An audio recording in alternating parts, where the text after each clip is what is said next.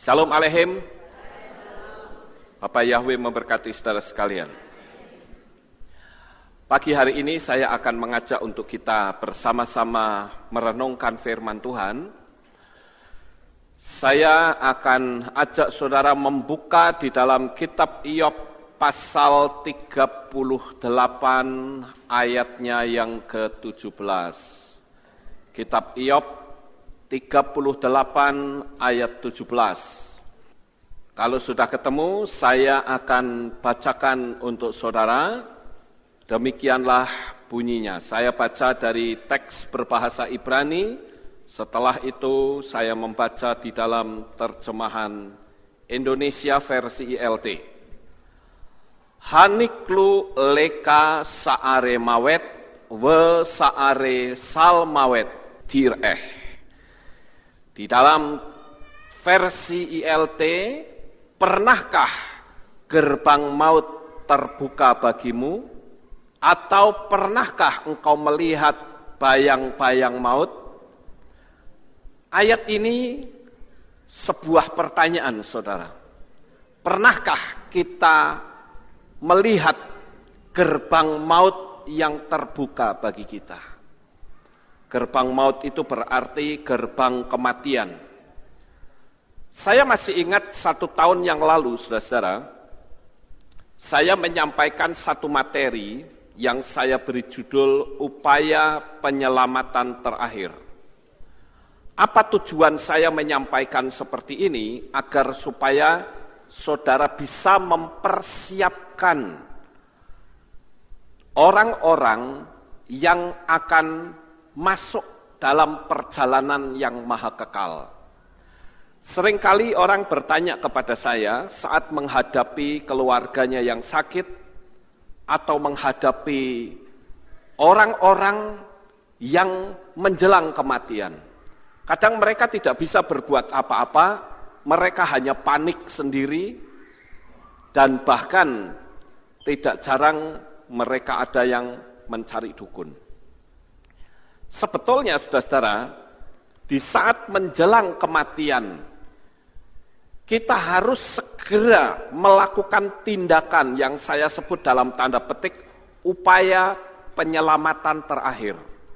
Upaya penyelamatan terakhir ini adalah mungkin orang yang akan meninggal ini dulunya tidak percaya kepada Bapa Yahweh. Tetapi menjelang kematian, mau tidak mau, orang itu alam rohnya pasti terbuka. Dan dia akan melihat apapun yang sebelumnya tidak pernah dia lihat. Termasuk apa yang tidak pernah kita lihat sebelumnya, saudara-saudara. Nah, oleh sebab itulah saya katakan upaya penyelamatan terakhir ini sangat penting. Bagaimana menghadapi orang yang akan meninggal dunia. Cuman masalahnya kadangkala kita tidak tahu tanda-tanda orang yang akan meninggal itu seperti apa. Kalau saya perhatikan, saudara-saudara, ada hal-hal yang menarik di seputar kematian. Yang pertama yaitu perasaan orang yang akan mengalami kematian. Nah, ini ada satu buku yang judulnya adalah Near Death Experience atau pengalaman orang yang dekat dengan kematian. Kemudian ada juga yang kedua yaitu tanda-tanda fisik orang yang akan meninggal. Nah, ini yang akan saya bahas pagi ini, saudara. Agar supaya saudara memiliki pengetahuan ini, karena kalau saya perhatikan di banyak gereja, jarang orang membahas tentang masalah kematian. Yang seringkali disampaikan di gereja itu adalah hanya berkisar soal etika moral. Tetapi sangat jarang orang membahas tanda-tanda kematian sehingga orang mempersiapkan diri. Baik diri kita maupun orang lain yang menyaksikan tanda-tanda kematian itu. Kemudian yang ketiga yaitu sikap kita menghadapi orang yang mau meninggal. Nah ini sudah saya bahas 1 tahun yang lalu, saudara. Jadi kalau ada orang yang bertanya sama saya akan kasih rujukan ke video saya. Karena beberapa waktu yang lalu ada orang dari luar negeri yang bertanya sama saya, Pak, saya menghadapi satu keluarga yang mau meninggal dunia. Apa yang harus saya lakukan? Wah, kalau seperti ini saya menerangkan panjang lebar, saudara. Maka saya katakan, coba kamu lihat saja video saya kasih link, alamat, link video saya. Sehingga kamu coba praktekkan, sehingga orang yang ada di depan kamu, yang menjelang kematian itu, orangnya bisa selamat. Di sini Tuhan sangat menghargai detik-detik terakhir menjelang kematian. Tetapi saudara-saudara, kalau kita tidak mempersiapkan diri, maka orang yang akan meninggal, dia akan berjalan tanpa diiringi. Apakah itu dengan doa, apakah itu mempersiapkan diri. Nah ini yang saya pikir kita harus membereskannya, saudara. Saya melihat ada banyak orang yang waktu meninggal memiliki ekspresi yang bermacam-macam. Ada orang yang, ini berdasarkan pengalaman saya, saudara, menghadapi orang-orang yang menjelang kematian. Ada orang yang berkata takut, gelap. Apa yang dia lihat sebetulnya? Kok sampai takut? Apalagi kalau dia berkata, siapa kamu? Pergi. Dia pasti melihat sesuatu, saudara. Dan itu bukan halusinasi. Sekalipun dokter mengatakan, oh ini orang sedang berhalusinasi. Saya bilang tidak. Dokter silahkan menganalisa dari sisi medis. Tapi saya akan menganalisa dari sisi alam supranatural. Bahwa alam supranatural orang itu terbuka. Dan kita harus mempersiapkannya, saudara. Ada riset dari Yerusalem Hadassah Hebrew University Medical Center di Israel. Ada salah satu orang yang menyelidiki 271 orang yang pernah lolos dari jemputan ajal. Jadi di University Medical Center ini, saudara-saudara, itu ada orang yang khusus menyelidiki, bertanya, atau saya menyebut dengan istilah memburu orang yang pernah mengalami hampir mati. Didatangi, kemudian diwawancarai. Lalu orang itu menulis buku, saudara. Dan rata-rata mereka bercerita tentang perasaan mereka yang betul-betul sangat ketakutan menjelang kematian. Walaupun, saudara-saudara, saya pernah melihat ada orang waktu mau meninggal, sudah dikerubungi oleh keluarganya, orang itu berkata begini, coba kamu jangan pada nangis deh. Lihat, malaikat-malaikat Tuhan sudah siap untuk menjemput saya. Kamu tidak lihatkah? Lihat, mereka sudah datang. Dan aku akan siap menghadap Tuhan. Coba sekarang kita pikir, saudara. Tadi di sisi lain ada orang yang ketakutan. Tetapi di sisi lain ada orang yang menjelang kematian bukan takut. Malah mereka bisa memberi nasihat kepada orang-orang yang sudah menangis, yang menggerubungi dia. Dan katakan, kamu gak usah nangis, jangan nangis. Coba, Papa kasih tahu ya, supaya kalian yang rukun-rukun. Karena kematian yang ada di depan matanya itu sudah betul-betul terasa. Dan akhirnya dia menghembuskan nafas itu dengan tenang, saudara. Nah, pada pagi hari ini, saudara, saya ingin mengajak untuk saudara bersama-sama memperhatikan materi ini, walaupun mungkin hari ini materi ini nggak ada artinya untuk saudara. Tetapi setidak-tidaknya saya memberikan pengetahuan ini untuk kita bisa menangani orang yang menjelang kematian.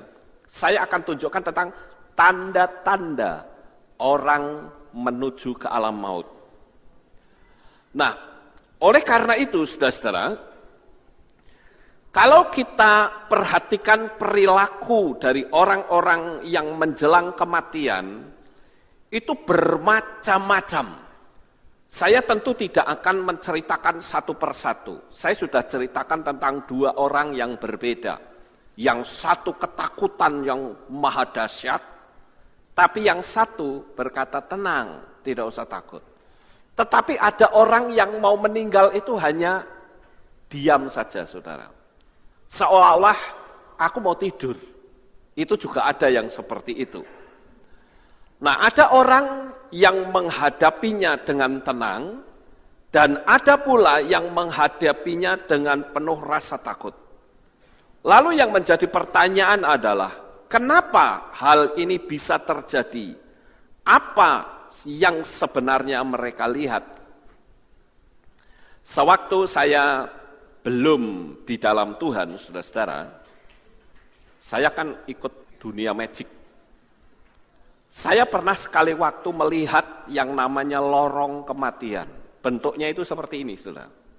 Jadi kayak lorong, kayak gua begitu. Nah, tapi di ujungnya sana itu hanya ada seberkas cahaya kecil saja. Nah, di dalam penglihatan itu, saya akan berusaha untuk masuk ke dalam, tetapi ada rasa takut yang luar biasa. Kalau saudara yang punya latar belakang dunia alam supranatural, saudara akan tahu ya bahwa lorong ini sebetulnya adalah lorong kematian. Dan itu yang seringkali ditakuti oleh orang karena bisa saja orang itu memang belum siap untuk masuk ke sana. Bayangkan saudara, kita biasa kumpul seperti ini, apalagi keluarga yang hidupnya bahagia. Mereka harus pergi sendirian tanpa ada orang yang menemani. Makanya saya katakan bahwa keselamatan itu sifatnya pribadi. Kalau keselamatan itu sifatnya pribadi, saya menganjurkan kepada saudara. Karena seringkali ada orang yang tidak mau datang ke Kehilat karena suaminya nggak mau datang. Tidak mau datang karena istri atau anaknya nggak mau datang. Ini kan keliru, saudara. Dia tidak menyadari bahwa yang namanya keselamatan itu sifatnya pribadi lepas pribadi. Kalau suami tidak mau datang atau istri nggak mau datang, ya tinggal. Saya punya teman bahkan sampai cerai hanya karena dia tetap mempertahankan imannya. Sementara suaminya tetap menggunakan iman yang lama dan menantang, kalau kamu terus di dalam imanmu, kita cerai. Dan istrinya bilang, ya kalau mau cerai ya silahkan, gak masalah. Karena dia sudah tahu bahwa yang namanya keselamatan itu sifatnya pribadi. Nah, Bapak Ibu Saudara yang terkasih, pada saat seseorang mendekati maut, maka alam roh manusia itu akan terbuka. Sehingga dia akan melihat hal-hal yang dulunya tidak pernah ia lihat. Yaitu dunia alam gaib. Dunia alam yang tidak kasat mata. Semua akan dilihat, bahkan dia tidak bisa mengenali. Dia tidak bisa lagi kenal, ini orang atau ini setan, ini orang atau apa. Dia tidak bisa kenal, karena semuanya itu sama. Kalau kita kan nggak lihat apa-apa, saudara. Tapi menjelang kematian, rata-rata yang saya hadapi, orang-orang itu selalu terbuka alam rohnya dan dia melihat banyak hal. Nah, disinilah sebetulnya semua kesombongan manusia itu dilucuti. Dan mereka mulai merasakan ketakutan yang teramat sangat. Apabila orang terang-terangan menolak nama Yahweh, mereka berhadapan dengan wajah-wajah yang menyeramkan. Saya akan bacakan ayat firman Tuhan ini, saudara-saudara. Di dalam kitab Tehillim pasal 55 ayat 5, 6, dan 16. Demikian bunyinya. Hatiku gundah di dalam dadaku. Kengerian akan kematian telah menimpa aku. Rasa takut dan gentar menimpa atasku, serta kengerian meliputi aku. Ayat 16, biarlah kesunyian menimpa mereka.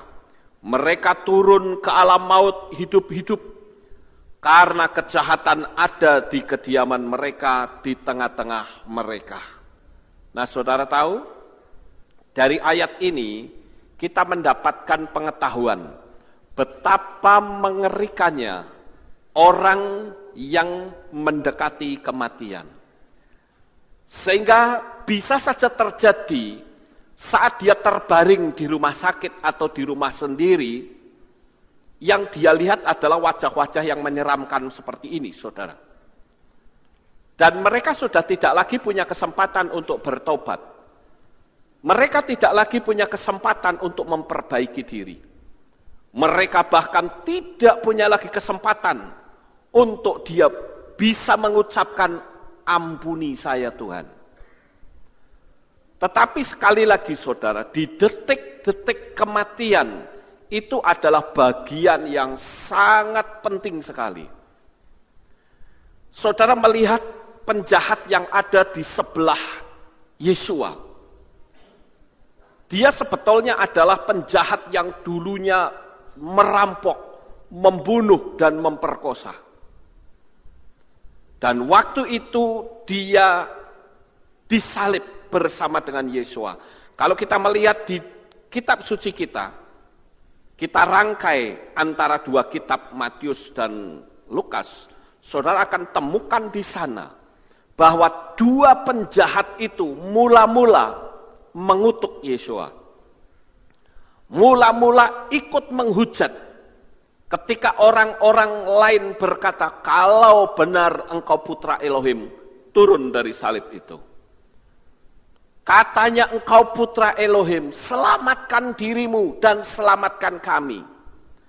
Dua penjahat itu dengar dengan telinganya sendiri. Dan kitab suci mengatakan kedua-duanya itu menghujat.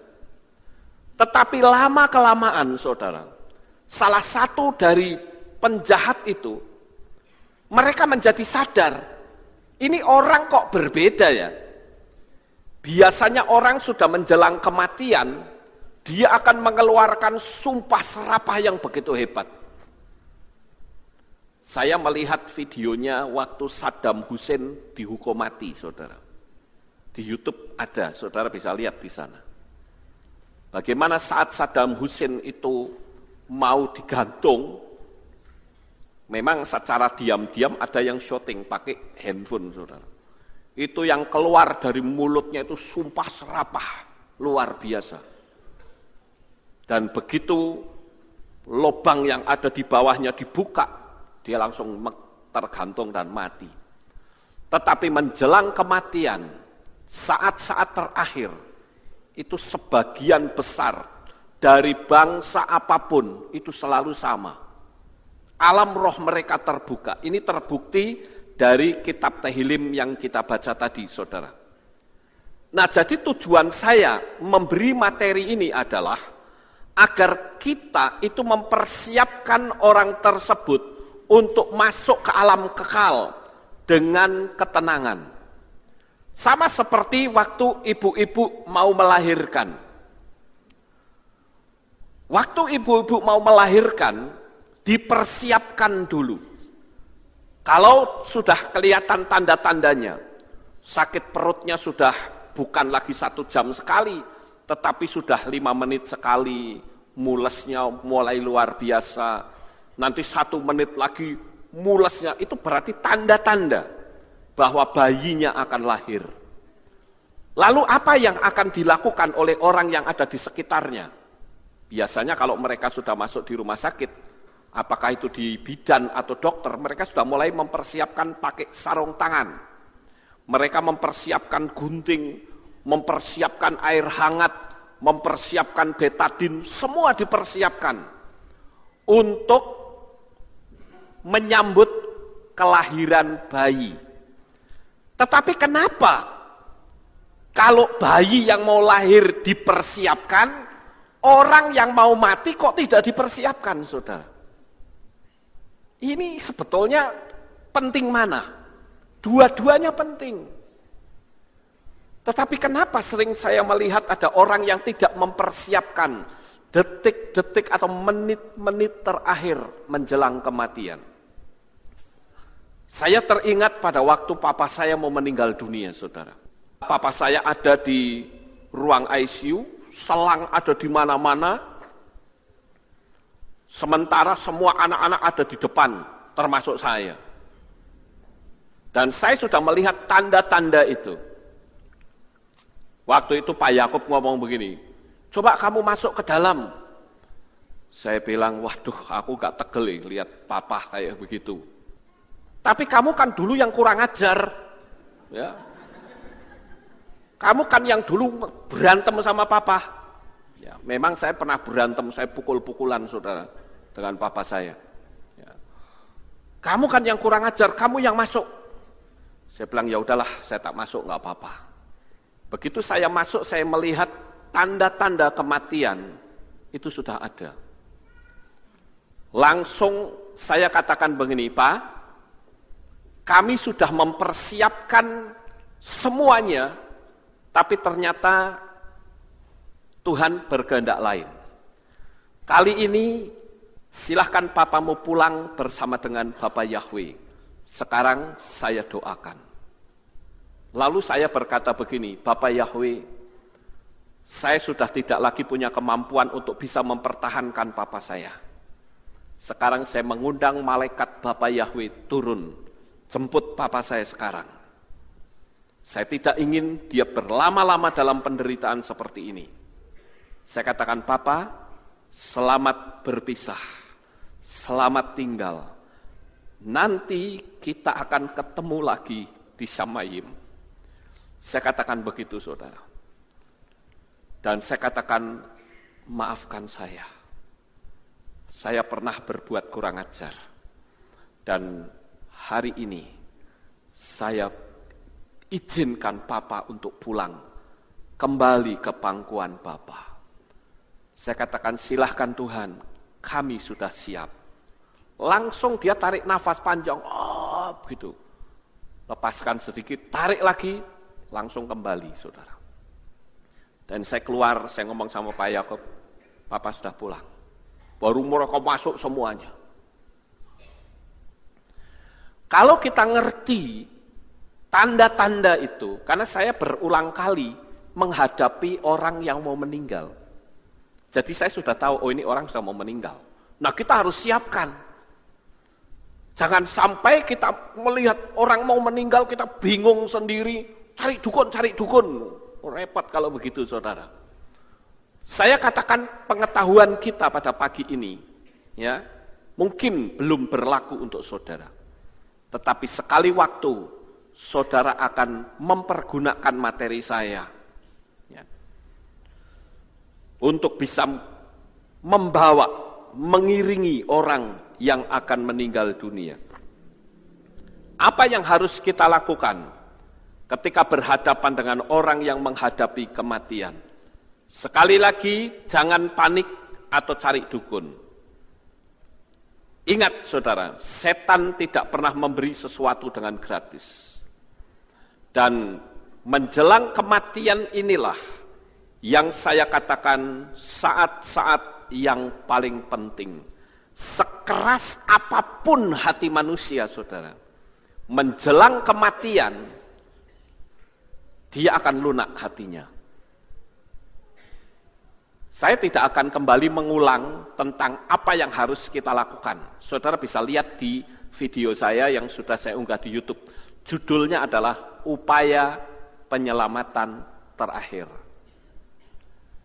Nah, inilah sebetulnya kesempatan terakhir dan anugerah Tuhan yang besar untuk seseorang yang akan pindah ke alam terang menuju keselamatan yang abadi. Betapa bahagianya seseorang menjelang kematian yang ternyata dia sudah dipersiapkan juga oleh alam supranatural. Kadangkala saya sering melihat orang kalau ibadah itu malasnya luar biasa, saudara. Saya jadi teringat teman saya dulu waktu saya pertama bertobat. Itu ada seorang rekan, dia guru sekolah minggu. Saya ingat namanya Cik Hanwi. Dia guru sekolah minggu. Dia setia sekali melayani pekerjaan Tuhan.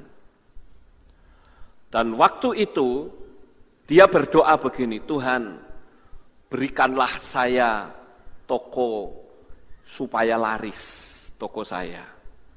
Nah, dia punya rumah itu di daerah Mbodeh, Comal ke selatan, saudara. Nah, waktu dia berdoa, Tuhan kabulkan. Tokonya dia rame. Tetapi karena tokonya rame, saudara pasti sudah bisa menebak. Pelayanannya pun mulai berkurang. Dia tidak lagi melayani. Jadi makin lama yang tadinya setiap minggu pelayanan sekolah minggu sekarang dikurangi. 1 bulan mulai hilang 1 kali. Nanti 2 minggu hilang 1 kali. Akhirnya apa? Tiap minggu sudah tidak lagi melayani. Nah, Bapak gembalanya itu datang membesuk dia. Lalu dia jawab, maaf Om, saya belum bisa kembali pelayanan. Mengingat toko saya itu rame. Jadi mohon maaflah nanti kalau sudah mulai sepi, apalagi ini menjelang lebaran, ya saya akan kembali pelayanan. Tapi ternyata tokonya rame terus, saudara. Nah, entah kenapa tiba-tiba dia sakit dan divonis oleh dokter kena kanker stadium 4. Stadium terakhir. Saya sempat membesuk dia dan dia bercerita kepada saya bahwa dia itu ditemui Tuhan dan berdiri di satu tempat yang tempat dia berpijak itu isinya lapisan-lapisan. Dia bilang begitu. Lalu saya tanya, coba Cik ceritakan seperti apa sih surga itu? Dia katakan, saya berdiri di tempat yang suasananya sangat berbeda sekali. Di sana ada cahaya yang begitu terang, tetapi tidak menyakitkan. Seperti cahaya matahari, tetapi tidak menyakitkan. Kalau kita kena matahari kan panas, saudara. Itu enggak, sejuk sekali, nyaman tempatnya. Dan tempat di mana saya berdiri itu lapisan-lapisan, ada emasnya, ada macam-macam di bawahnya itu. Lalu saya cocokkan di dalam kitab Gilyahna pasal 21. Di situ diceritakan tentang kota Yerusalem baru. Di situ ada 12 pintu gerbang dan di bawahnya itu lantainya terbuat dari emas yang tembus pandang. Jadi apa yang dia lihat itu persis dengan apa yang ditulis dalam kitab suci. Lalu dia ngomong sama saya, kalau saya sembuh, saya akan tinggalkan toko saya. Loh kok bisa terbalik? Tadinya dia tidak mau pelayanan. Tapi hanya karena mendapatkan penglihatan itu, dia bisa katakan kalau saya sembuh, saya tinggalkan toko saya. Ternyata saya tahu upahnya itu besar. Dia seringkali nyebrangkan anak sekolah minggu, saudara, kan di Comal itu kan jalanan besar ya, jurusan Pekalongan Jakarta. Itu kan banyak truk-truk di situ. Kan anak sekolah minggu diseberang ke, pelayanannya cuma begitu. Kadangkala dia cerita anak sekolah minggu. Dan yang menarik di sini adalah dia tahu betapa hebatnya upah yang Tuhan sudah siapkan untuk dia. Makanya jangan sampai kita itu melupakan ibadah. Apalagi di sini ada tempat ibadah yang mengagungkan nama Yahweh. Amin. Banyak teman-teman yang sekarang sedang mengalami kesulitan, dia ada di kota lain, sampai berkali-kali dia WhatsApp saya, dia bilang, Pak Lukas, mau buka cabang di sini. Saya bilang tidak bisa, terlalu jauh. Dari Kalimantan meminta, dari Malaysia meminta, banyak sekali. Bahkan teman-teman yang di Swiss pun minta saya buka cabang di sana. Saya bilang terlalu jauh, nggak bisa. Tapi saya kasih solusi. Kamu ibadah sendiri di rumah. Karena ibadah itu hanya meliputi 3 unsur. Ada doa, ada pujian, dan ada firman. Doa, kamu bisa doa. Pujian, kamu bisa pujian. Kalau firman, ya bisalah nonton YouTube saya bilang gitu. Dan banyak mereka lakukan itu. Di tempat-tempat yang mereka tidak bisa ibadah, saudara. Makanya mereka selalu tuntut, kapan nih video yang baru? Begitu. Nah, ini saya kasih pengetahuan ini, saudara-saudara, agar supaya saudara itu bisa memahami tentang tanda-tanda orang yang akan meninggal dunia. Jadi yang pertama adalah tenangkan hatinya, ini saya tambahi dari apa yang materi dulu saya belum memberikan masukan, yaitu tenangkan hatinya dan katakan, kalau Tuhan itu Maha Pengampun, Dia akan mengampuni kamu sejahat apapun. Mumpung kamu masih punya kesempatan, ini belum terlambat. Kemudian dituntun untuk doa dan menirukan. Upaya yang paling tepat adalah di Shema Israel dulu. Dibisikkan di telinganya. Itu istilahnya kalimat syahadat kita, saudara. Shema Israel. Setelah dibisikkan itu, katakan, ikuti saya berdoa. Dituntun. Yang paling pertama adalah meminta ampun kepada Tuhan. Dan mempersiapkan hati bahwa aku akan menghadap Engkau sampai selama-lamanya. Kalau ada hubungan dengan energi negatif, putuskan dulu. Yang ada pada orang yang menghadapi kematian. Siapa tahu dia memiliki susuk atau yang lain. Orang-orang dulu kan begitu ya. Saya kadang prihatin kalau melihat kaum lansia, saudara. Ke gerejanya rajin, kalau ditanya, kamu pernah nggak pasang susuk? Enggak. Padahal menjelang kematian dia nggak mati-mati. Ternyata ada susuk yang masih belum dibereskan. Nah ini kadangkala orang nggak mau jujur di hadapan Tuhan. Harusnya jujur. Ya, supaya kalau mau mati gampang kayak orang tidur, saudara-saudara. Nah itu kita harus mematahkan. Yang berikutnya, jika kondisinya tidak memungkinkan, serahkan saja pada Tuhan. Tetapi harus ada persetujuan dari seluruh keluarga. Undang malaikat maut untuk menjemputnya. Caranya begitu, saudara. Sampai di sini saya ngomong, saudara bisa paham nggak? Jadi kalau kita menghadapi orang yang mau meninggal, kita mesti ngerti tindakan apa yang harus kita lakukan.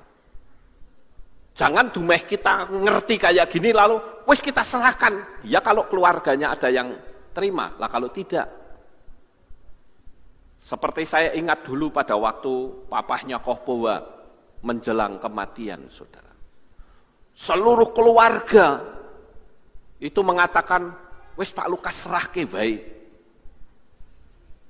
Saya tanya sama Koboa, piye Koboa? Ojo sik, papaku main bersaksi. Ya wis.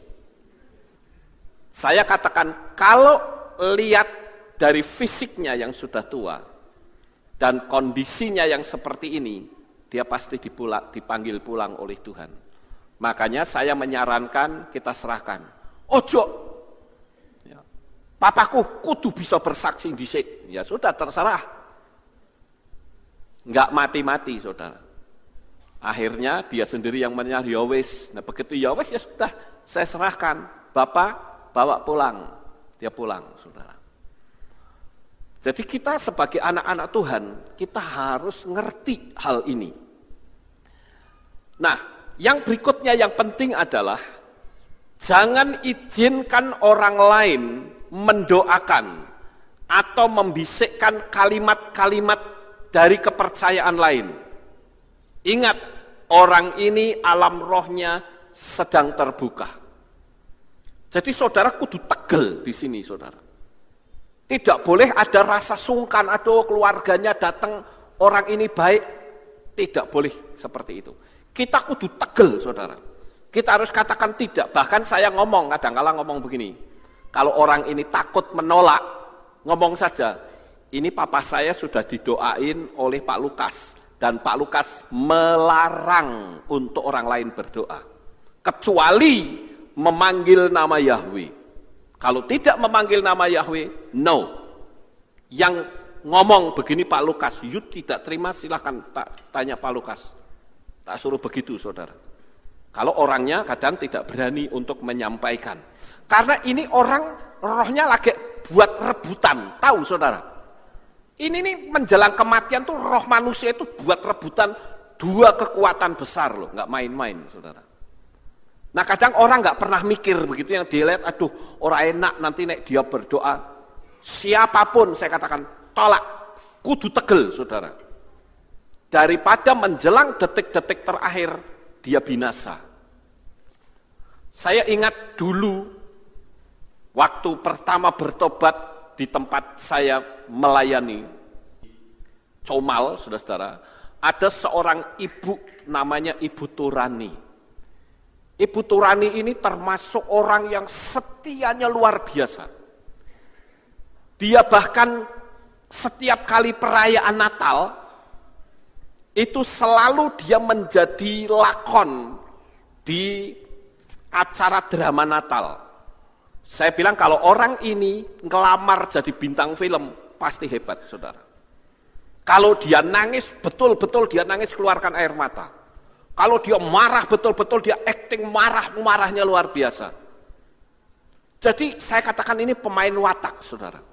Pandai sekali dan orangnya setia, rajin. Tetapi sekali waktu dia sakit dan dibawa anaknya. Tidak ada anaknya yang percaya kepada Tuhan. Mereka kepercayaannya agama lain. Saya pernah membesuk dia di daerah Semarang sana. Dan saya melihat kondisinya, waduh, lah kok anak-anaknya ini kok termasuk kaum radikal, saudara. Jadi saya waktu itu berpikir, wah ini piye ini kalau kayak gini cara nih. Dan ternyata menjelang kematian, dia disuruh mengucapkan kalimat syahadat, dan dia lakukan itu, saudara. Kenapa? Ingat, di dunia alam roh, menjelang kematian semua terbuka. Dan mau tidak mau, suka tidak suka, orang ini akan sangat terpengaruh. Jadi saudara bisa bayangkan, apa yang dia sudah tumpuk selama ini berkat di Shamayim, hilang semuanya. Hanya pada menit-menit terakhir menjelang kematian. Sayangnya dari dulu sejak saya menjadi orang Kristen pertama dulu, belum pernah ada khotbah yang saya sampaikan seperti ini. Pengetahuan untuk menghadapi orang yang menjelang ajal, saya belum pernah dengar. Sehingga orang tidak lagi punya persiapan di situ. Yang berikutnya, saudara-saudara, Jika ada keluarga yang seiman, suruh menjaga dan berani menolak dengan kata-kata yang halus siapapun yang akan merusak alam rohnya. Itu penting. Waktu papa saya mau meninggal, kami satu keluarga sudah sepakat. Siapapun yang akan mendoakan, no. Kecuali dia memanggil nama Bapa Yahweh. Saya bisa menolak dengan cara yang halus. Dan ini ekstra tegel, saudara. Saya katakan kalau engkau tidak ekstra tegel, berarti orang yang mati akan binasa masuk neraka selamanya. Dan yang berikutnya adalah, libatkan teman-teman yang lain atau keluarga untuk memberikan dukungan rohani. Bisa dengan cara membacakan kitab suci, atau cerita-cerita yang menguatkan iman. Yang saudara lihat ini adalah saat mama mertua saya mau meninggal dunia. Keluarga kami kompak. Ada yang ngajaknya nyanyi, ada yang mendoakan, ada yang memberikan cerita. Pokoknya dikuatkan terus, saudara. Makanya mama mertua saya itu paling suka nyanyi seperti yang lagu terakhir itu. Apapun yang terjadi di dalam hidupku, itu menjadi favorit dia. Dan dia sudah pasrah, aku mau mati sekarang juga nggak apa-apa, aku sudah percaya Bapa Yahweh, aku juga sudah dibaptis pembaharuan, aku juga sudah, semuanya sudah dipersiapkan. Dan waktu meninggal itu enak, kayak orang tidur, saudara. Tidak ada lagi rasa takut, gak ada lagi rasa bingung. Dan dia pulang dengan damai sejahtera. Kenapa? Karena orang-orang yang ada di sekitarnya itu kompak, mendukung dia. Ya. Nah kadangkala kita melihat nggak begitu yang saya temukan. Sing jogo okeh, meng cuma nangis tok, tidak memberi dukungan, saudara. Nampak ya didukung, nyanyikan lagu, atau bacakan kitab suci. Kadang saya tanya, ini sudah diapain? Belum apa-apa, Pak. Nah, kenapa tidak didukung? Nah, melalui pengetahuan ini saya ingin saudara bisa mempraktekannya. Amin. Nah, sekarang kita akan lihat tanda-tanda dari orang yang akan meninggal dunia. Yang pertama adalah dia sering menyebut orang-orang yang sudah mati. Apakah itu teman atau orang tua? Kadang-kadang juga berdialog dengan mereka. Pertanyaannya adalah, benarkah yang mereka ajak dialog itu adalah teman? Bukan. Mereka itu adalah setan, saudara. Yang menyamar menjadi orang yang kita kenal. Kadang berdialog. Nah kita yang nggak pernah punya pengetahuan begini, orang berpikir, kok papaku udah dikoyo wong edan, ngomong dewe. Sebetulnya bukan. Dia terbuka alam rohnya. Kalau alam roh terbuka itu sudah tidak bisa dibedakan. Ini manusia atau setan, nggak bisa dibedakan. Sama, saudara. Cuman bedanya dia kalau dipegang nyeplos gitu aja. Karena bukan bentuk fisik. Tapi wujudnya, bentuknya semua sama. Makanya dia berdialog. Nah secara medis, dokter akan berkata itu halusinasi. Tetapi secara alam supranatural, alam rohnya terbuka. Dia tidak bisa membedakan antara dua dunia yang berbeda. Saudara bisa bayangkan kalau tiba-tiba ada seperti ini, saudara, muncul di depan mukanya.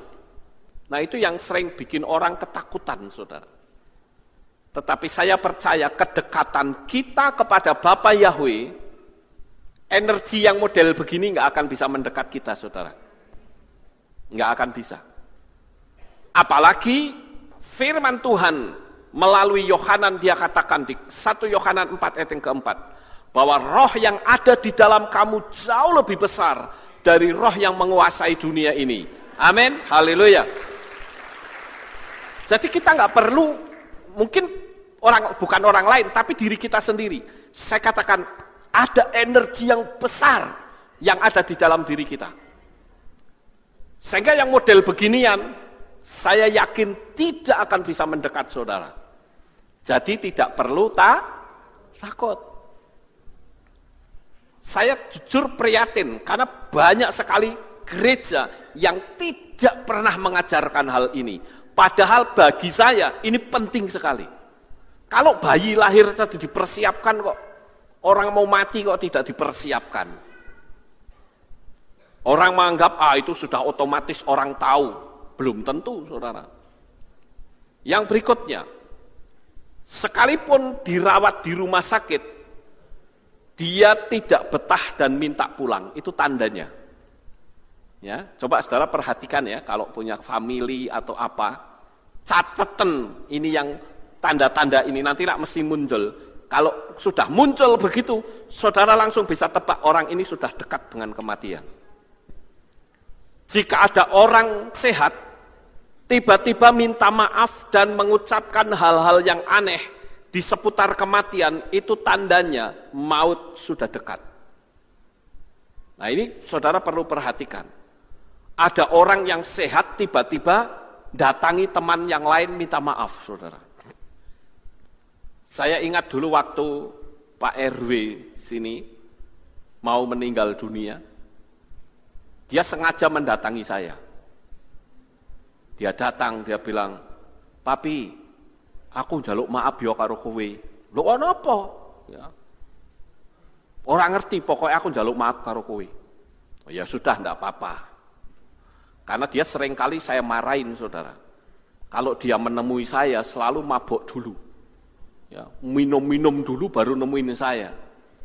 Sampai saya bilang, loh, kamu katanya RW, gue panutan masyarakat, mabok-mabok. Aku terus terang nemoni papi ora wani. Aku kudu ngene sik, aku mau sekali lagi you berbuat seperti itu, aku ndak mau nemuin. Nah baru dia bilang, yo. Nah terakhir waktu dia menjelang kematian, dia nemui saya. Papi aku njaluk maaf karo kowe katanya. Ya enggak apa-apa, saya maafkan. Sekalipun buat saya enggak ada kesalahan. Dan enggak berapa lama, saya mendengar dia meninggal, saudara-saudara. Itu tanda orang yang mau mendekati kematian itu suka begitu keluar aneh-aneh, saudara. Lalu enggak ada juntrungannya, dia datang, aku mau pergi jauh. Kamu mau ikut enggak? Aku mau pergi jauh. Kayak aneh gitu loh, kata-katanya. Itu tanda orang yang mendekati kematian. Kemudian yang ketiga, saudara. Jikalau ada orang sakit tiba-tiba gelisah, ketakutan dan menarik-narik selimut mau telanjang, itu tanda kematian sudah dekat. Saudara perhatikan kalau orang sakit, selimutnya dilepasin terus gitu ya. Dikasih selimut, dilorot lagi. Kasih selimut itu dilorot lagi. Itu tanda bahwa maut sudah dekat, saudara. Kadang orang enggak memperhatikan di sini. Kita yang enggak ngerti, ini orang diselimuti bukannya terima kasih, diloroti terus. Malah kitanya yang jengkel. Ya, padahal kita tahu orang yang sudah mulai dilorotin selimutnya, itu berarti tanda bahwa dia sudah mendekati kematian. Yang keempat, saudara-saudara. Jika orang sakit dan nafasnya seringkali sekali-sekali memiliki jeda waktu. Nah itu tandanya kematian sudah dekat. Nafasnya begini sudah, tarik gini. Diam lama.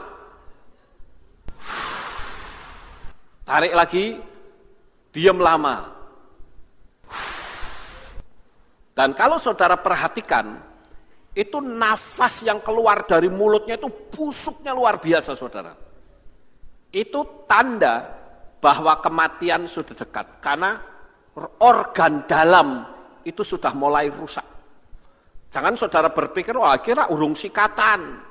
Bukan itu, saudara. Bukan itu.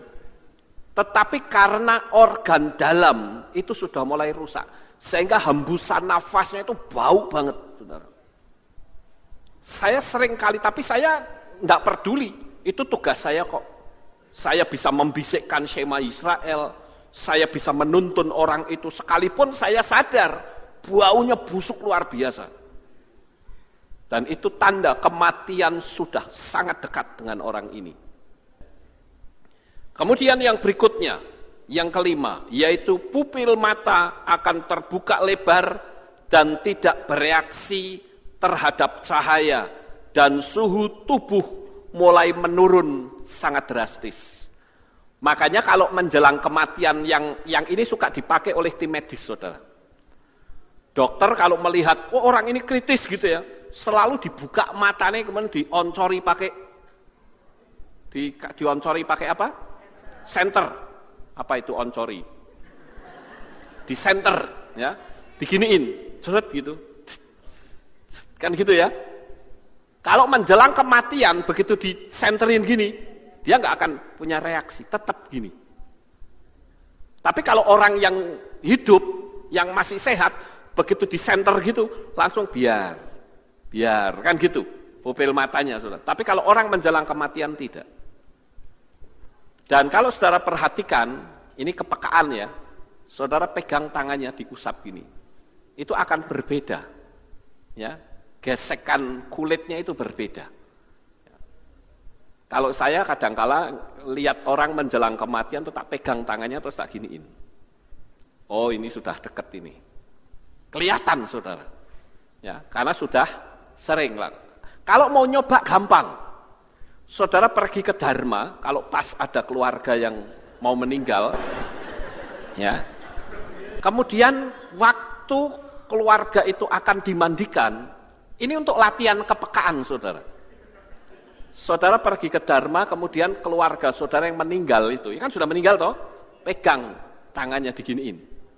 Tapi jangan keras gini. Terus pegang tangan saudara gini. Nanti lah mesti beda, saudara. Nah orang yang menjelang kematian dipegang gini, itu sudah ada yang saya sebut lembah mayat. Ya. Kelihatan banget saudara. Makanya saya katakan kalau saudara mau latihan gampang, pergi aja ke Dharma, gratis kok. Mungkin saudara bisa berkata gini, aduh kasihan ya, sambil dipegang tangannya, aduh, oh koyong ini toh. Saudara akan bisa ngerti saudara. Nah ini kan namanya juga kita latihan, nggak salah toh, sehingga kita bisa mempersiapkan orang, karena beberapa jam menjelang kematian, itu kondisi kulit itu sudah seperti mayat, saudara. Kemudian yang keenam, tanda-tanda kematian adalah tidak mau makan ataupun minum, jika dipaksakan mesti muntah. Ini berdasarkan pengamatan saya ketika saya berurusan dengan orang yang menjelang kematian. Tak ingat, tak catat satu. Jadi ini bisa jadi bahan khotbah, saudara. Ya, tapi nggak salah juga kan untuk persiapan gitu. Kalau orang sudah sakit gitu ya, sudah disuruh makan nggak mau, suruh minum nggak mau, dipaksa muntah, itu sudah tanda maut di depan pintu. Dan kita harus segera mempersiapkan. Kemudian yang ketujuh, wajahnya mulai pucat, saudara. Nah ini saya tunjukkan perbandingan. Wah ini kurang jelas soalnya ya LCD-nya. Ini orang yang hidup dan ini orang yang mati. Wajahnya itu pucat, tapi pucatnya itu beda, saudara. Kalau orang pucat karena kecapean, orang kecapean kan bisa pucat, oh wajahnya. Tapi pucatnya kematian itu beda. Wajahnya itu kayak ada aura yang mengerikan. Kalau saudara mau mengamati, saya terus terang orangnya ngamatin kalau hal-hal kayak begini, saudara. Ya. Sayang ini LCD-nya nggak terang. Kalau terang ya, nanti kita mau beli LCD lagi yang bagus ya, supaya bisa terang. Ya. Nah itu wajahnya akan beda. Pucatnya itu pucat. Jadi keset gitu, gimana ya cara ngomongnya. Ya. Pokoknya beda deh pucatnya itu, saudara. Kemudian yang kedelapan, dia buang air besar, buang kotoran, itu hitam legam seperti aspal. Kayak aspal, hitam sekali. Dan itu tanda bahwa organ dalam itu sudah total rusak, saudara. Dan itu pasti mati. Bayi waktu lahir itu juga mengeluarkan kotoran yang hitam legam. Kalau saudara amati.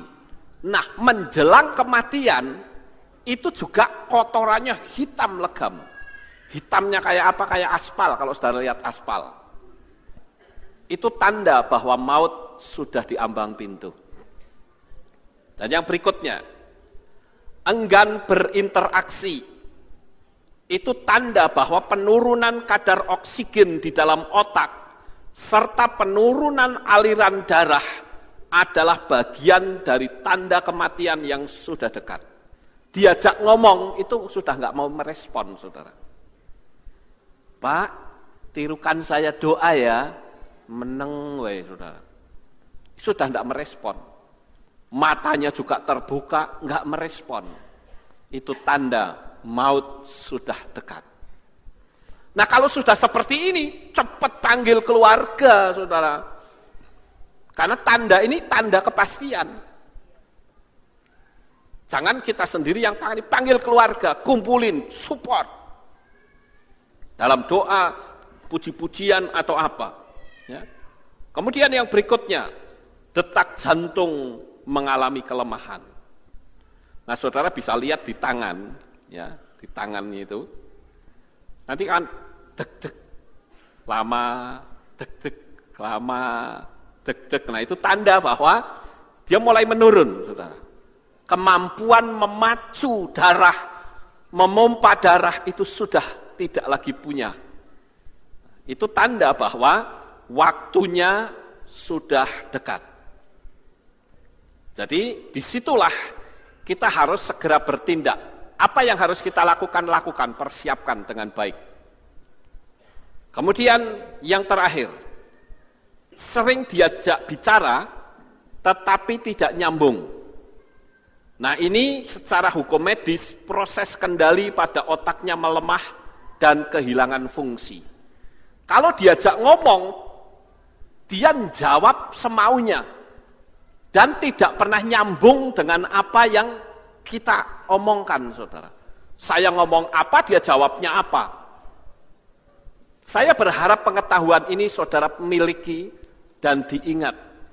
Sehingga jemaat Aleph Tau memiliki kepiawaian dalam menghadapi orang-orang yang menghadapi sakratul maut. Dan sekali lagi, menjelang kematian itu cara yang paling tepat kita menginjil kepada orang itu. Dan orang itu pasti akan bertobat, saudara. Karena mau tidak mau, suka tidak suka, dia akan ketakutan. Saya ambil contoh misalnya, saudara masih akrab begini ya, terus saya bilang, kamu akan saya ajak untuk pergi ke Amerika, tinggal di sana selamanya. Kira-kira bagaimana, saudara? Duh, aku ninggalin keluarga, ninggalin anak istri, gimana ya? Aku harus pergi sendirian. Jangankan kok ninggalin keluarga, ninggalin anak istri. Kadangkala kita ajak, ada orang yang diajak pergi ke luar negeri saja, cuma beberapa hari, kadang apa? Enggak bisa. Kenapa? Lah itu si popinya bagaimana? Ya toh? Hanya yang dipikirkan, oh anjingku saya ngasih makan sopo. Padahal yang namanya kematian, suka nggak suka, mau tidak mau, kalau maut itu sudah datang, tidak bisa ditawar. Kita tidak bisa berkata, Tuhan, Mbok, saya kasih kesempatan, konek anak-anakku wis gede kabeh, tidak bisa. Kalau maut itu sudah datang, tidak ada lagi penawaran. Tuhan bilang, pulang, pulang sekarang. Tapi hari ini, kapanpun Tuhan panggil kita, kita sudah dipastikan keselamatannya. Jadi pertahankan iman saudara untuk tetap berpegang kepada Bapa Yahweh di dalam Yesua HaMasiah. Sukses besar untuk saudara. Bapak Yahweh memberkati. Haleluya.